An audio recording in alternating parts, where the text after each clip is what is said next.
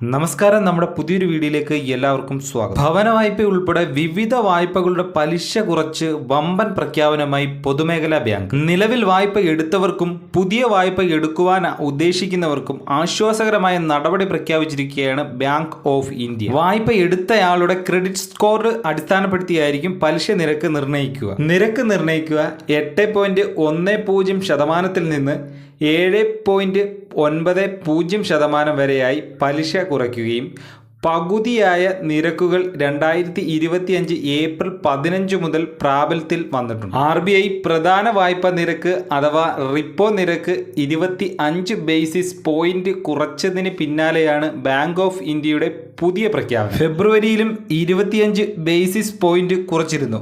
തുടർച്ചയായി രണ്ടാം തവണയാണ് റിപ്പോ നിരക്ക് കുറയ്ക്കുന്നത്. പുതിയ തീരുമാനത്തിന്റെ ഭാഗമായി വായ്പാ നിക്ഷേപ പലിശ നിരക്ക് കുറയ്ക്കുമെന്ന് നേരത്തെ തന്നെ റിപ്പോർട്ടുകൾ ഉണ്ടായിരുന്നു. ഭവന വായ്പയ്ക്ക് പുറമെ വാഹന വായ്പ, വ്യക്തിഗത വായ്പ, വിദ്യാഭ്യാസ വായ്പ എന്നിവയുൾപ്പെടെയുള്ള തെരഞ്ഞെടുത്ത വായ്പകളുടെ പലിശ നിരക്കും ബാങ്ക് ഓഫ് ഇന്ത്യ കുറച്ചിട്ടുണ്ട്. വായ്പയുടെ ചെലവ് കുറച്ച് വളർച്ചയ്ക്ക് കരുത്തേകുക എന്നതാണ് RBI ലക്ഷ്യമിട്ടിരിക്കുന്നത്. കഴിഞ്ഞ 2 MPC യോഗങ്ങളിലായി RBI പലിശ നിരക്ക് കുറച്ചിട്ടുണ്ട്. മൊത്തം 50 ബേസിസ് പോയിന്റ് കുറവാണ് ഉണ്ടായത്. എന്നാൽ ഈ കുറവിന്റെ എത്ര ശതമാനം ഉപഭോക്താവിന് കൈമാറണമെന്ന് ബാങ്കുകൾ തീരുമാനിക്കും. ഇനിയും ഇതുപോലുള്ള ഇൻഫർമേഷൻ കിട്ടാൻ ചാനൽ സബ്സ്ക്രൈബ് ചെയ്യൂ.